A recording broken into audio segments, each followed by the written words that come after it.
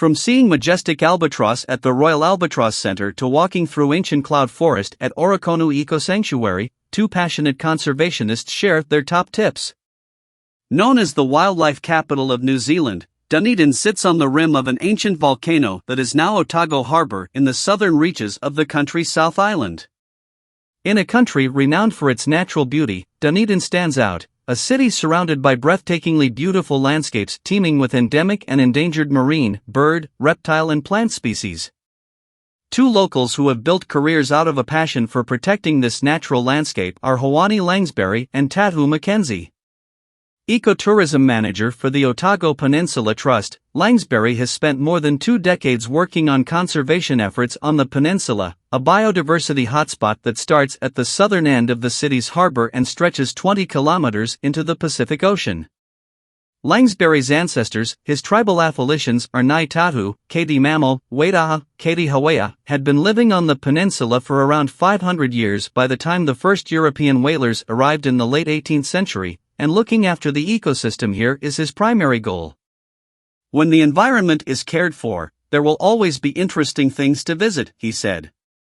Mackenzie spent her formative years running wild on the peninsula and is now an education officer at Orokonu Eco Sanctuary, a 307-hectare, predator-proofed and biodiverse area 20 kilometers northeast of the city.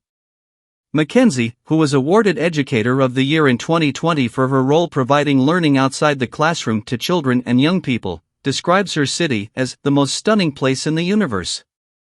These two passionate conservationists share their top tips on where to immerse yourself in nature in and around Dunedin. 1. Take a drive along the Otago Peninsula. The Otago Peninsula is a long, rugged finger of land embraced by the sheltered harbor on one side and lashed by the wild waves of the Pacific on the other. It's also home to many animal species, and, according to David Attenborough, a place every visitor to Dunedin should see. Exploring the peninsula's rugged coastlines and windswept whitesand beaches, juxtaposed with tranquil bays and rolling hills, yields the chance to spot a large variety of wildlife. There are a couple of dozen species to see, said Langsbury, such as fur seals, royal spoonbills, spotted shags, and red-billed gulls. The gull colony is around 3,500 and growing, which lets us know the marine environment is healthy, although it can be a little fragrant. While the coastal road is scenic, the high-cliff road that winds along the ridge offers the most sublime views. If you're keen to spot as many species as possible on the harbor and peninsula, Langsbury recommends booking a tour. Monarch Wildlife Cruises offers a wide range of tours with options covering both land and sea, and all promising plenty of wildlife viewing. From the sea, you get a prime view of the lighthouse at Taiaroa Head with fur seals lolling on the rocks below, and if you're lucky, northern royal albatross riding the currents above their breeding colony. Langsbury says, keep an eye out for orca, including calves, which are often seen along the coast. 2. Get up close to majestic albatross at the Royal Albatross Center. The northern royal albatross is one of the largest seabirds on the planet. Its 3m wingspan helps it travel thousands of kilometers across the Southern Ocean to feed, returning to land to breed. Taiaroa Head at the tip of Otago Peninsula is the only mainland breeding ground in the world for this endangered species, the few others being on remote uninhabited islands, and the Royal Albatross Center helps protect the colony while enabling a close-up look at the birds and their life cycle, from courtship and nesting to growing chicks eagerly welcoming a parent gliding in with a feed after a lengthy fishing trip. There's always something fascinating to see, said Langsbury. Eggs are laid in November and hatch in January. In July the chicks start to lose their white fluff and gain flight feathers. They're large and ungainly at 10 to 12 kilograms because their parents have been feeding them well. In August, their parents put them on a diet, dropping the portion size and landing about 50 m away to make them walk. We have adults coming back to breed in September at the same time chicks are trying to take off, stretching their wings so that the wind pretty much lifts them up. Book a tour to visit the glassed-in observatory with a view of 5 to 6 nests, including the nest that's home to Royal Cam, a 24-hour live stream operated by Cornell University. This season, the star of the show is a male chick called Manaki, who hatched on January 20, 2023. The center also runs tours of Fort Taiaroa, hidden underground beneath the colony. The fort was built and armed in the 1880s in response to the perceived threat from Tsarist Russia. Explore the underground tunnels and see the Armstrong disappearing gun, the only working model of its kind in the world. 3. See New Zealand's smallest and rarest penguins. 3 species of penguin are found in New Zealand, and in Dunedin you can see 2 of them in the wild. The hoiho, yellow-eyed penguin, is endemic to New Zealand and is one of the rarest penguins in the world. Tall and heavy with a yellow band of feathers from the eyes across the back of its neck, there are only several hundred breeding pairs remaining. From some of the beaches on the peninsula you might see hoiho landing at dusk, but you really need to keep a distance, they're very vulnerable, said Langsbury. It's best to see them at Penguin Place instead. This reserve and rehab center, located on the Otago Peninsula, offers daily guided tours where visitors can meet hoiho along the beach, along with other wildlife, as well as see sick, injured and orphaned birds being nursed back to health in the rehab center. Further up the peninsula, get a close-up view of Kakrruk, little blue penguins, landing on Pilot's Beach at dusk after a day out fishing. At Blue Penguins Pukekura, you can get within a few meters of the world's smallest penguins thanks to a cleverly designed viewing platform that aims to have as little impact as possible on the habitat, said Langsbury. Low glare, recessed lighting means that the birds aren't disturbed, they simply come up from the water, pass underneath the platform and head off to their burrows.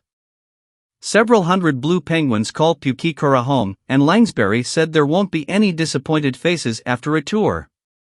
You're guaranteed to see penguins no matter what day you visit. 4. Walk through ancient cloud forest at Orokonu Eco Sanctuary. Splitting from the continent of Gondwanaland to become geographically isolated 85 million years ago, New Zealand's landscape features many animal and plant species found nowhere else on Earth and vulnerable to introduced predators. Orokonu Eco Sanctuary is a wonderful example of an ecological island. It's 307 wildlife-rich hectares protected by a predator-proof fence, boasting pockets of ancient forest and areas that are being returned to what would have existed pre-human arrival. The native cloud forest here is unique, said Mackenzie. Between 2 steep mountains, the valley attracts a vortex of cloud known as the blueskin blanket. The moisture gives sustenance to the lush ancient forest, which is rich with mosses, epiphytes, vines, and ferns. A variety of native birds and reptiles call Orokonu home, including pairs of rare takahe, a breed that was declared extinct in 1898. 50 years later, in 1948, a tiny population was discovered hidden away in a remote part of Fiordland. You'll hear them before you see them, said Mackenzie. The male's deep booming call vibrates through the ground. A kiwi creche nurtures young Hastokika kiwi, a particularly rare subspecies of the rare, flightless, and nocturnal kiwi, New Zealand's national bird. Follow the Eco Sanctuary's social media to see what antics the baby kiwis get up to at night. 5. Get immersed in nature in the central city. Its periphery is brimming with wildlife, but Dunedin also offers travelers a taste of nature at its heart. We're very lucky that a large tract of forest was preserved in the 1850s, the Dunedin town belt, said Mackenzie. The Victorian concept of a town belt, a buffer of natural landscape between city and countryside, was put into action in a number of British settlements, but in most cases the valuable land has gradually been lost to development.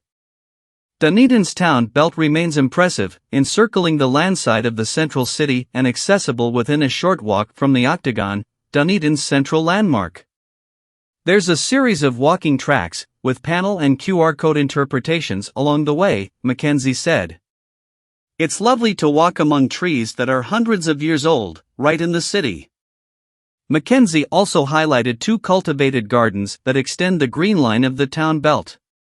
Woodhaw Gardens tall trees are home to Kakrruk, New Zealand's large native pigeon that famously gets tipsy on fermented fruit. Dunedin Botanic Garden is internationally recognized for its collection, admission is free, and Mackenzie says the cacti garden in the arid hothouse offers an enjoyable juxtaposition to the natural landscape of the region.